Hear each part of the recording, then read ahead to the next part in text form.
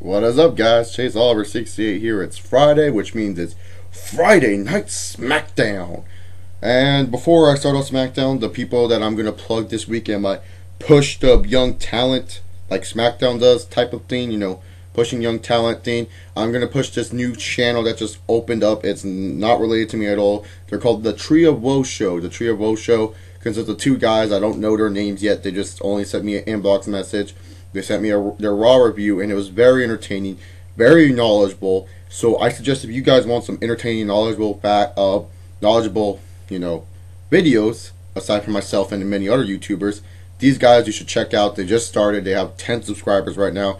Link in the description, and I'll try to put an annotation if I ever figure out how to do those things. But anyways, time to kick off Friday Night Smackdown. Friday Night Smackdown kicked off with Holla holla, player, Teddy Long. Teddy Long comes out, basically says, introducing the new Raw champion, Randy Orton. Randy Orton comes out, basically talks about how he's ready to start anew. He is done with Christian. And many of us YWC members, many of us internet nerds, many of us whatever you want to call ourselves, our community, are happy with this move. I'm kind of happy with this move. The final match in their feud kind of was like this feud, the Orton-Christian feud. I really did not care about it whatsoever. It died after Over the Limit or after Capital Punishment, whatever you prefer. It was just getting done with, and now it's good that they're focusing away from it. Time to start anew, like Randy Orton said. So Randy Orton says it's time to start anew, and then Teddy Long's like, I agree, player. That's why we're going to do a 20-man battle royale tonight. So they have a 20-man battle royale later on tonight to decide a new number one contender. But before then, we got the Disturbed one, the Grotesque one. Cody Rhodes come out with his boy Ted DiBiase, and he basically says, Teddy, you know what this is? This is the Legacy reunion. Randy, you remember Legacy, right? He basically talks about Legacy and how Randy Orton has something that he wants, that World Heavyweight Championship, and that's why he's going to win the Battle Royale tonight and become the new number one contender to the world title. I like this. It brought Cody Rhodes out there, make you think. Cody Rhodes actually beat the next guy, even though being the IC champion. Would they put him in that program with the Randy Orton?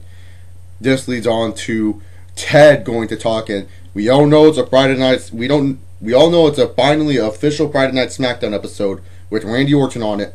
When someone gets RKO'd, and Ted DiBiase sadly was the one to get RKO'd this week. Sorry, Ted. Someone had to do it. It can't be SmackDown without Randy Orton doing at least one RKO. Come on. So Randy Orton basically leaves. Teddy Long basically makes fun of Cody Rhodes and says, hey player, you got a rematch against Ezekiel Jackson. Couldn't this have been at SummerSlam? But anyway, so we get Ezekiel Jackson versus Cody Rhodes. A lot better match in my opinion than their match last week. Cody Rhodes wins after the Crossroads onto Ezekiel, retains his IC title. Like I said, better match. It makes sense. Cody and Zeke, maybe they will do a rivalry with them, setting up to maybe Cody Ted, and maybe Cody whoever, who cares. As long as that IC title is getting more exposure than it was, I'm fine with it. Next up, we get Tyson Kidd versus Justin Gabriel. Interesting. I saw this match at Fan Access, and it was a pretty good match. Tyson Kidd and Justin Gabriel, maybe they could, I don't know. This sounds crazy. Start a feud with these two, put it on a pay-per-view, test the waters a little bit. Just throwing ideas out there. I mean, not every match needs to be for the championship belt, because Tyson Kidd and Justin Gabriel are two young guys, WWE, especially Justin Gabriel, and especially also Tyson Kidd, who have bright futures maybe in the future for you. So why don't you guys push them and have a feud with the Tyson Kidd and Justin Gabriel and see how it is. Nonetheless, Justin Gabriel wins at the 450 Splash. This match, though, what I'm going to say is, looked exactly like the Fan Access match I went to, except Justin Gabriel did not hit the 450 Splash. Kidd was going for like a Death Valley driver. I don't know what the fuck he was doing, and he was going to hit it, and Justin Gabriel was like, bitch, and then fucking hurricanranaed it or something, and got a roll-up pin, and Kidd lost. This time, Gabriel hits the 450, and it was a good TV match. I liked it. So, yeah, good enough. Next up, we got one half of the Divas of Doom. Natalya with Alicia Fox facing Kelly and AJ. Kelly pins Alicia Fox okay standard Divas tag match. Much better than the one on Raw, I'll give it that. Especially with the talent, AJ and Natalya, I really think they do know how to work in the ring together. Whenever they were in the match, it was just like, man, this is pretty good action. It was pretty good action in Natalya and AJ standpoint. But then afterwards, Alicia gets pinned by Kelly, who of course makes sense. Kelly's Divas champion. You don't want to hurt Natalya in this. Natalya and Kelly, basically, Natalya and Alicia Fox get into a little cat fight. They're like, Alicia Fox is like, get out my face, girl. And Natalya's like, no, don't worry about it. And then Alicia Fox walks away, and then Natalya goes, BAM! Elbows her down to the mat, puts in a sharpshooter. Alicia Fox is screaming, good job. Making Natalya look strong in the way of building her up to being that manager role with Beth Phoenix, making her look strong with the Divas of Doom. So then, what else do we get? We get the Battle Royale? No. We get Mr. Money in the Bank himself, Daniel Bryan versus Alberto Del Rio, the WWE champion. Why is he on SmackDown? What does this make sense? Well, it's not like it's like Money in the Bank winner versus Money in the Bank winner anymore. It's just Del Rio's on SmackDown. Why? And not only that, does he put over Daniel Bryan? Does Daniel Bryan lose by count out? No! Daniel Bryan taps out! Are you kidding me, WWE? Daniel Bryan... Oh, but before I get onto this, good match. Very good match by both men. They work well together. I think it was better than last week's match, in my opinion. But good match from both men. But Daniel Bryan tapping out 2 weeks in a row and then a pay-per-view loss at SummerSlam? Come on, WWE. Let's not do this whole Daniel Bryan's the underdog gimmick type of thing. Let's build him to be this undefeated man, tapping people out left and right, and making him look strong in the process. Don't wait till December to start actually doing shit with Daniel Bryan. Do it now, and you will have yourself an interesting character, and then people can believe he will win if you start doing that now. I mean, what you should have done is have Daniel Bryan win at SummerSlam, leading to Wade Barrett coming out tonight, kicking Daniel Bryan in the head, causing Daniel Bryan to get a DQ win over the WWE champion, Alberto Del Rio. God, but no. Daniel Bryan has 3 losses in a row, and people are going to be like, oh, you're just freaking out. No. The dude announced he's cashing in at WrestleMania. I don't give a crap. I know Money in the Bank winners get like freaking treated like crap most of the time before they cash in.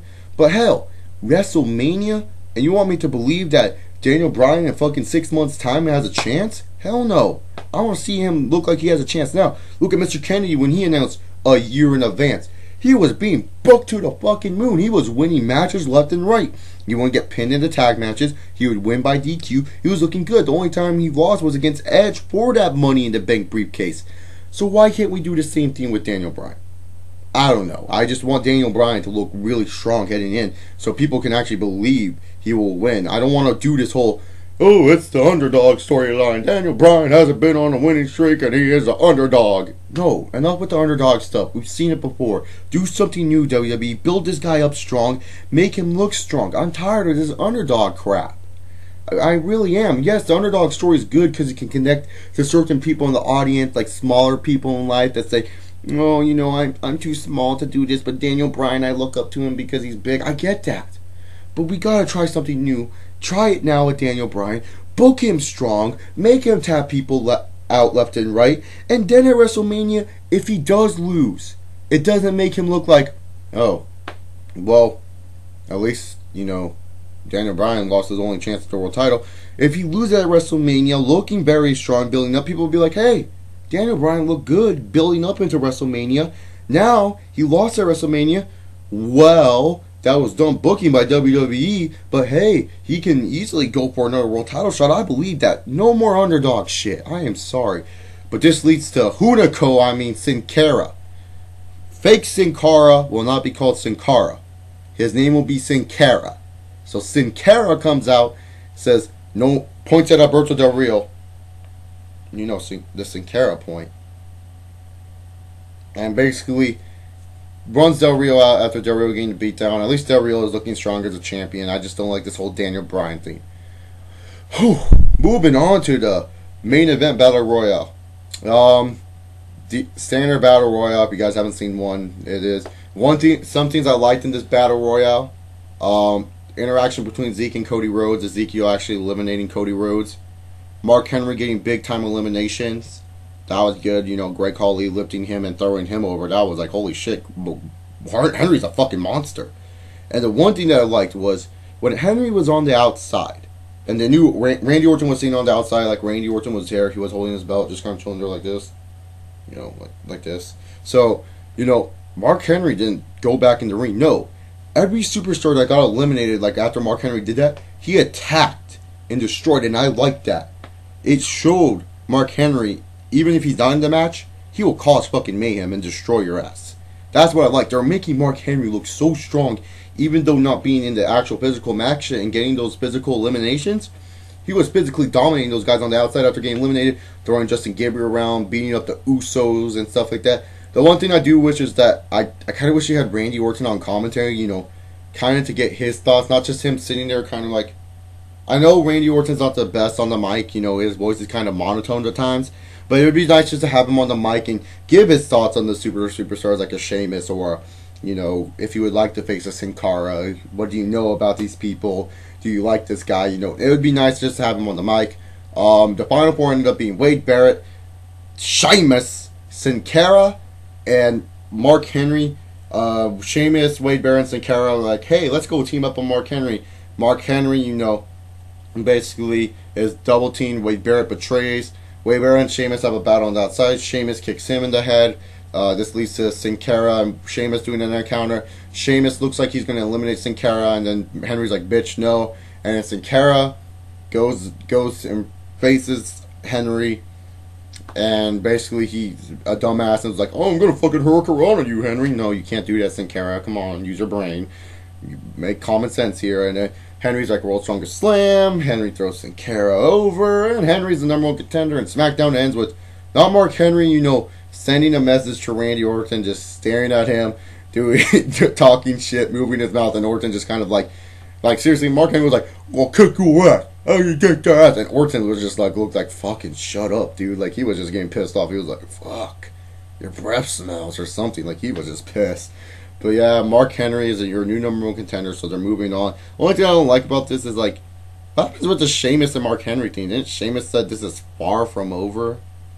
I don't know, but the one thing I did not like, yes, I know Christian got his ass kicked on SmackDown, but the fact that he was not there present kind of just ultimately said, hey, Christian, we're done with you. You're buried. And it kind of sucked. Orton did mention in the opening promo, I forgot to mention how Christian wouldn't be here. But it would just been nice to see a little Christian sighting. Who knows, maybe a surprise in the battle entry. Give us a little surprise here and there, WWE. But other than that, you know, I thought this was a pretty decent SmackDown. Not the best. The Daniel Bryan shit, I'm tired of it. Book him strong, WWE. Make me believe in him. And make me believe that he will walk out with the world title. And if he does lose the Money in the Bank, don't make me think he's the flavor of the week. Make me believe that he will be a main threat in that world title scene from years to come.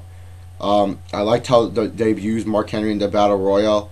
It really showed early on the show maybe they were going to do Cody Rhodes and Randy Orton. But maybe they'll keep on Cody Rhodes and Ezekiel Jackson until the time Cody Rhodes has a feud with someone else.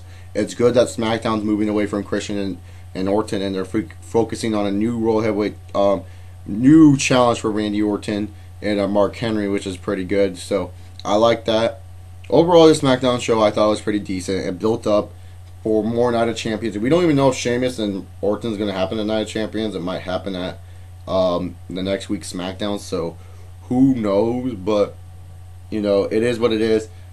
So I'm going to give the show a solid B-. I thought it was fine with the aspects. There was just certain little things that was kind of like Bryan losing was like, what the fuck? And I don't know, it just didn't feel right to me. I did like Cody Rhodes Zeke though, so that was pretty decent at least. And Kid and Gabriel, I really think they should develop that into a feud. But comment down below what you guys thought of Friday Night SmackDown. You know, did you like this show? Did you thought it was kind of decent? Were you thinking that they were missing something? Because really, I felt something was missing. Maybe it was the Usos like doing a tag team match. Maybe show more tag team wrestling on there. I don't know, because there was talks of building up the tag team, and it'd be nice to see more tag team wrestling. I don't give a fuck if it's McGill, Shitty, and O'Toole facing the Usos again. I would just like to see it, but I don't know. Maybe there's something missing for me to give this show a little bit higher of a grade, and then the Daniel Bryan thing kind of bumps it down. But yeah, B- is my final grade. Subscribe up above for more content from me, Chase Oliver 68. Make sure you guys check out the Trio of Woe show and subscribe to those guys.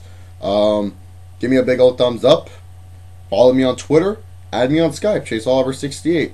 So pretty much that's it for this episode, guys. Hope you guys enjoyed. Enjoy your Friday night. Stay safe, be safe, and all that other good stuff. Play video games. I don't care. It's your Friday night. And remember, you're going to get down on it. Just kidding. Alright, peace, guys.